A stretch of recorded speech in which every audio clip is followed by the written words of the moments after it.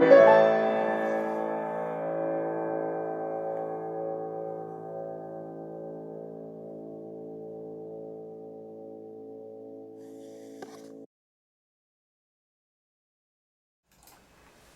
오늘 10월 30일 새벽 기도회 드리겠습니다.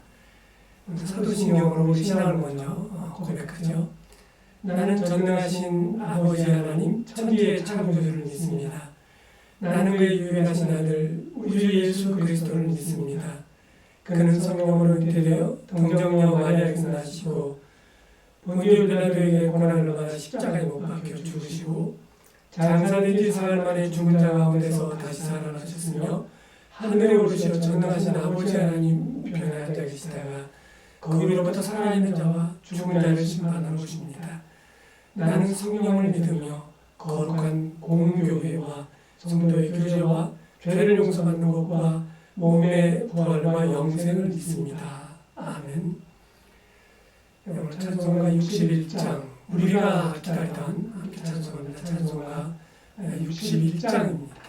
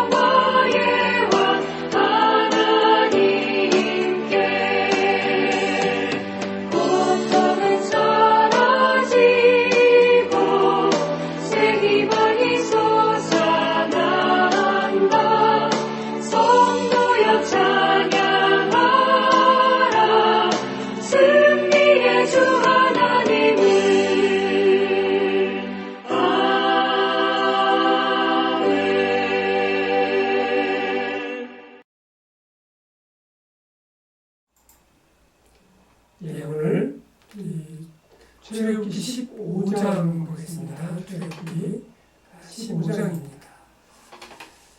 읽어보죠. 이때에 모세와 이스라엘 자손이 이 노래로 여호와께 노래하니 일렀으되 내가 여호와를 찬송하리니 그는 높고 영화로우시며 말과 그 탕자를 바다에 던지셨음이로다. 여호와는 나의 힘이요 노래시며 나의 구원이시로다. 그는 나의 하나님이시니 내가 그를 찬송할 것이요 내 아버지의 하나님이시니 내가 그를 높이리로다. 여호와는 용사시니 여호와는 그의 이름이시로다. 그가 바로의 병거와 그의 군대를 바다에 던지시니 최고의 지휘관들이 홍해에 잠겼고 깊은 물이 그들을 덮으니 그들이 돌처럼 깊음 속에 가라앉았도다. 여호와여 주의 오른손이 권능으로 영광을 나타내시나이다. 여호와여 주의 오른손이 원수를 부수시니이다. 주께서 주의 큰 위엄으로 주를 거스르는 자를 덮으시니이다. 주께서 진노를 바라시니 그 진노가 그들을 지푸라기 같이 사르니이다. 주의 콧김에 물이 쌓이되 파도가 언덕같이 일어서고 큰 물이 바다 가운데 엉기니이다. 원수가 말하기를 내가 뒤쫓아 따라잡아 탈취물을 나누리라. 내가 그들로 말미암아 내 욕망을 채우리라. 내가 내 칼을 빼리니 내 손이 그들을 멸하리라 하였으나 주께서 바람을 일으키시매 바다가 그들을 덮으니 그들이 거센 물에 납같이 잠겼나이다. 여호와여, 신중의 주와 같은 자가 누구니까? 주와 같이 거룩함으로 영광스러우며 찬송할 만한 위엄이 있으며 기이한 일을 행하는 자가 누구니까? 주께서 오른손을 드신즉 땅이 그들을 삼켰나이다. 주의 인자하심으로 주께서 구속하신 백성을 인도하시되 주의 힘으로 그들을 주의 거룩한 처소에 들어가게 하시나이다.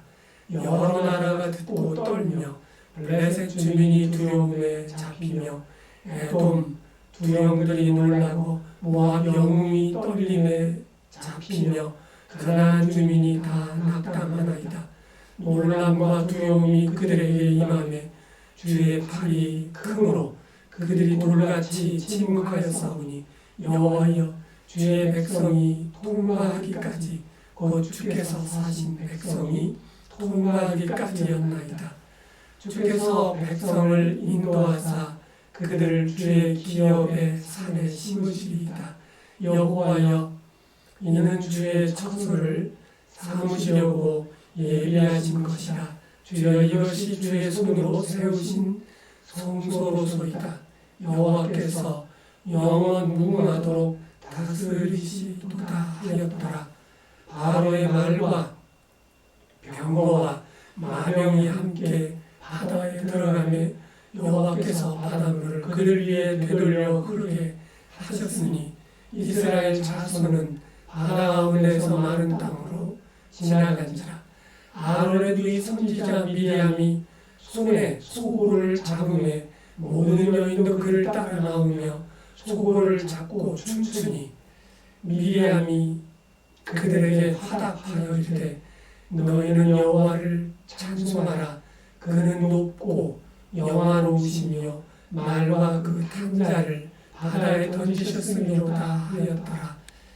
모세가 홍해에서 이스라엘을 인도하매 그들이 나와서 수 방향으로 들어가서 거기서 사흘길을 걸었으나 물을 얻지 못하고 마라에 이르렀으니 그곳 물이 써서 마시지 못하겠으므로 그 이름을 마라라 하였더라.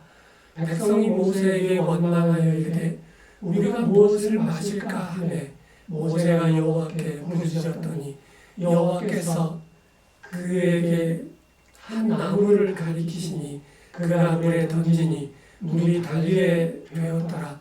거기서 여호와께서 그들을 위하여 법도와 율례를 정하시고 그들을 시험하실세 이르시되 너희가 너희 하나님 나 여호와의 말을 들어 순종하고 내가 보기에 의를 행하며 내 계명에 귀를 기울이며 내 모든 규례를 지키면 내가 애굽 사람에게 내린 모든 질병 중 하나도 너희에게 내리지 아니하리니 나는 너희를 치료하는 여호와임이라.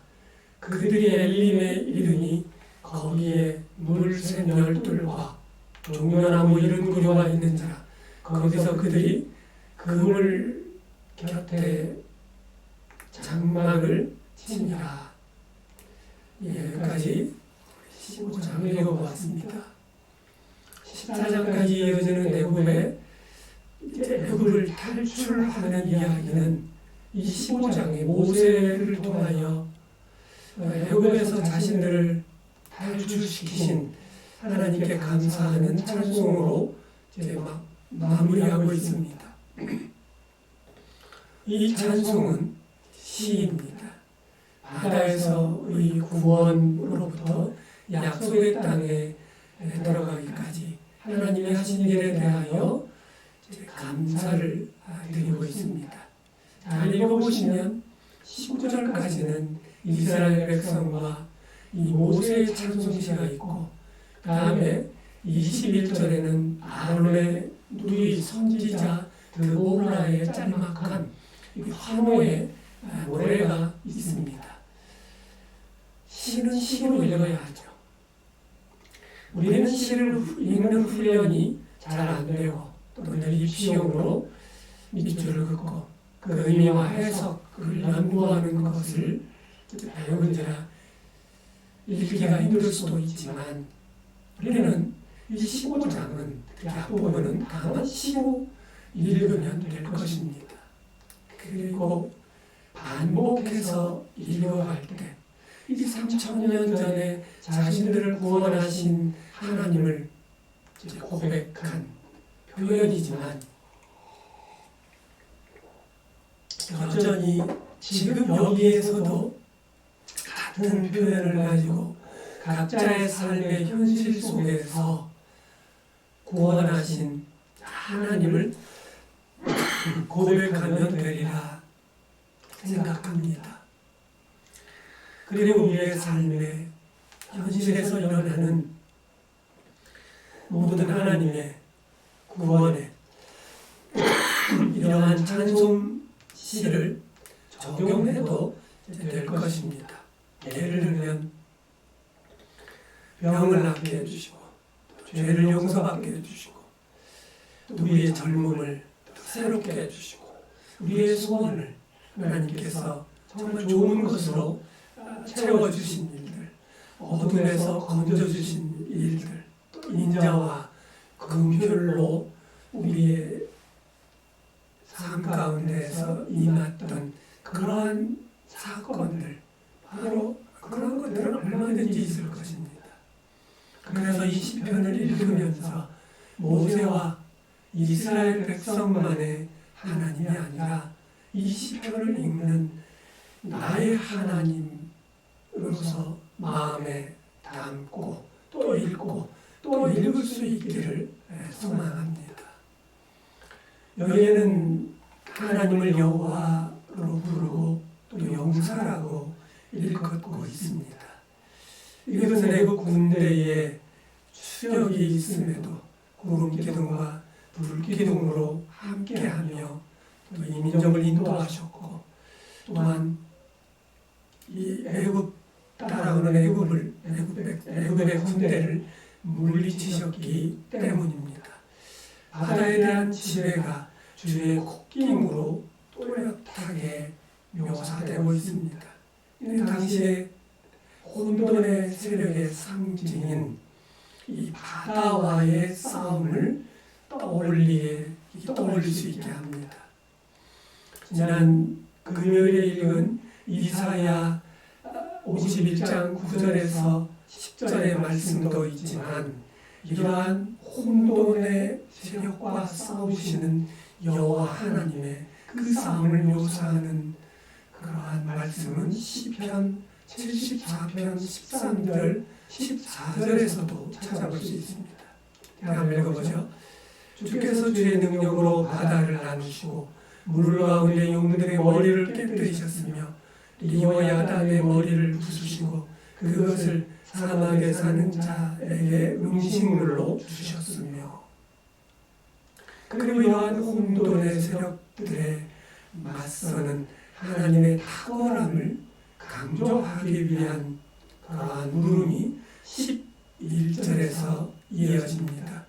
이방들의 가짜 신들보다 훨씬 탁월하신 분임을 고백하는 이러한 표현은 당시에 사는 사람들의 신관을 고려하여 이해하면 될 것입니다. 애굽의 탈출은 단순하게 애굽으로부터의 탈출만을 의미하는 것은 아니라고 했습니다. 하나님께서 주도하신 이 탈출에는 분명한 미래에 대한 목적이 있습니다. 이스라엘이 걷는 광야 길의 그 목적지는 하나님의 거룩한 초소요 곧 예루살렘 성전인 것이죠.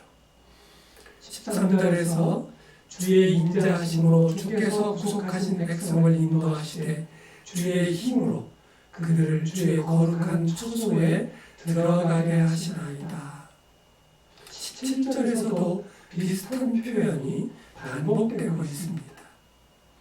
하나님의 백성을 거룩한 산에 심는다라고 하는 이 비유적인 표현은 이스라엘을 포도나무로 이렇게 묘사하는 것과 맥을 같이 합니다. 시편 80편 3절을 보면 이것을 인용하여 주께서 한 포도나무를 애굽에서 가져다가 민족들을 쫓아내시고 그것들을 심으셨나이다 라고 이렇게 찬송하기도 하죠. 이들의 찬송시는 이렇게 마무리되고 있습니다. 여호와께서 영원 무궁하도록 다스리시도다. 여호와께서 영원 무궁하도록 다스리시도다.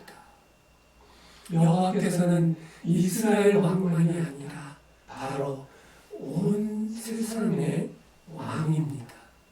미리암과 여인들이 소고를 잡고 춤을 추며 환호하는 장면은 당시 승리를 거두고 돌아오는 군대들을 맞이하면서 여자들이 노래와 춤과 음악으로 맞이했던 그러한 당시의 어떤 관습을 반영을 합니다. 미리암은 앞에서 이스라엘과 모세가 찬송했던 첫마디를 반복해서 환호하고 있죠. 광야의 길을 출발하기 시작한 이스라엘 백성의 신앙은 이제 시험대에 오릅니다. 이들은 하나님께 의지하는 법을 배우는 과정을 시작한 것입니다. 물이 없어 힘써 찾다가 가까스로 발견한 것은 마라라는 곳에 짠물, 쓴 물이었습니다. 홍해 앞에서도 애굽의 추격 군대 앞에서 불평하기 시작했던 이들은 금세 흥분을 이기지 못하고 모세와 하나님께 원망을 하기 시작합니다. 모세가 여호와께 울부짖습니다. 하나님의 명령에 따라 모세는 나뭇가지 하나를 물에 던지니 그 물이 마실 수 있는 물로 바뀌었다라고 하죠. 그런데 여기에서 여호와를 치료하는 하나님으로 부르고 있습니다. 생각해 볼 것은 하나님의 치료하시는 행동 방식이죠. 모세로 하여금 나뭇가지를 사용하게 하신 것입니다. 하나님의 치유는 아무런 중재를 거치지 않은 채로 이루어지는 것만은 아닌 거죠. 하나님은 올바르고 선한 일을 성취하시기 위하여 세상 안에 있는 모든 쓸모 있는 것들을 즐겨 사용하신다는 것을 우리가 기억할 필요가 있고 또 그러한 점은 참으로 중요합니다. 믿는 이들은 때로는 사람들을 통하여 또는 자연의 여러 잠재력을 통하여 일하신다라는 점에 대해서도 마음을 열 수 있어야 한다는 뜻입니다. 그러니까 우리는 때로는 의사의 힘을 빌어야 되고 또 때로는 자연의 어떤 치유의 힘을 우리는 구할 수도 있어야 되고 또 이용할 수도 있어야 되고 또 그러한 치유의 어떤 힘에 대하여 기능에 대하여 얼마든지 연구하고 또 공부할 필요가 있다는 뜻입니다. 25절 하반절에서 26절까지 여호와께서 이스라엘에게 마라에서 율례와 법도를 정하여 주시는 그런 이야기가 언급되고 있습니다. 우리가 기억하는 율법은 시내산 언약으로서 출애굽기 20장에 나오는 것을 기억하지만 이는 다소 갑자기 나오는 것 같기도 합니다. 하지만 우선 터져나오기 시작하는 이스라엘 백성의 원망과 불평에 대한 하나의 예방 조치가 아닌가 싶은 거죠. 분명한 것은 이 광야에서 인도하시는 분은 여호와 하나님인 것입니다. 그러므로 여호와께 순종하는 것, 여호와께 순종은 이 광야 생활의 가장 중요한 기본입니다.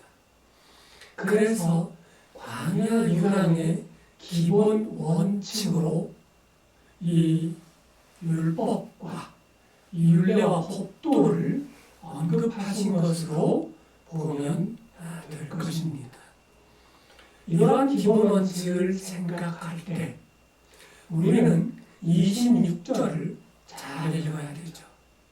애굽 사람에게 임하였던 재앙을 이 모든 기본 원칙을 잘 지키면 이스라엘에게 내리지 아니하겠으니 나는 치료하는 여호와라 라고 하는데, 이것이 앞에 심판하시는 하나님과 치료하시는 하나님이 어떻게 연결이 되는지 애매하다는 뜻입니다. 재앙을 내리지 않는데 치료하는 여호와는 무슨 관계인가라는 거죠. 오히려 심판하는 여호와라 해야 맞지 않나 싶을 것입니다. 기본 원칙은 간단하게 말하자면 하나의 속도 위반 기준과도 같습니다. 그것은 속도 위반은 쥐레밭같이 우리들에게 걸려 그 지뢰를 받고 그리고 벌금을 물게 하기 위해서 만든 것은 아닙니다. 그것은 운전자와 보행자를 안전하게 지키기 위하여 보호하려는 것입니다. 치료자 하나님도 결국은 같은 맥락입니다. 중요한 것은 설령 이 백성이 애굽에 내렸던 재앙을 맞이하게 된다 할지라도 하나님은 여전히 치료하시는 여호와의 역할을 그들과 함께하면서 감당하실 것이라는 겁니다. 그것은 기계적으로 행하시기보다는 분명한 목적을 가지고 있는 것이죠. 왜 치료하려고 하시는지, 그리고 그 치료를 통해서 무엇을 이루려고 하시는 건지, 또 하나님은 이 백성을 당신의 약속의 땅으로 인도하시기 위하며 그리고 그 땅에 합당한 백성으로 만들어서 진실로 정말 당신을 예배하는 백성으로 세우기 위함입니다. 바로 그러한 예배하는 모습이 우리가 잘 아는 그 계시록에 나오는 것이죠. 구원의 하나님은 지금도 어제나 오늘이나 동일하신 예수님을 통하여 그 치료의 역사를 우리에게 보여주고 계십니다. 특별히 오늘 우리가 기도할 때 우리나라가 너무나 슬픈 일을 당했다는 소식을 이제 접하고 있습니다.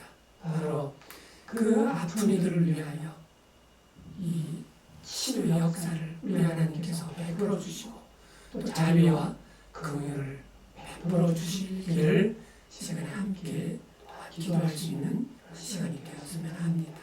기도하겠습니다. 하나님 아버지, 하나님 아버지는 여전히 치료하시는 하나님이심을 고백합니다. 이 백성과 함께 하시며 예수 그리스도를 통하여 예수 그리스도의 이름으로 또 예수의 영이신 성령의 능력으로 여전히 치료하시는 하나님으로 우리 가운데 역사하고 계신 줄 압니다. 특별히 이 시간에 우리가 기도하고 있는 기도하는 이들을 하나님께서 고쳐주시고 치료하여 주시고 자비와 긍휼을 베풀어 주시옵소서. 특별히 이태원 참사로 인하여 많은 슬픈 일들이 있는데 그 안에서 고통당하고 있는 이들을 우리 하나님께서 치료하여 주시고 또 그들에게 자비와 긍휼을 베풀어 주시옵소서.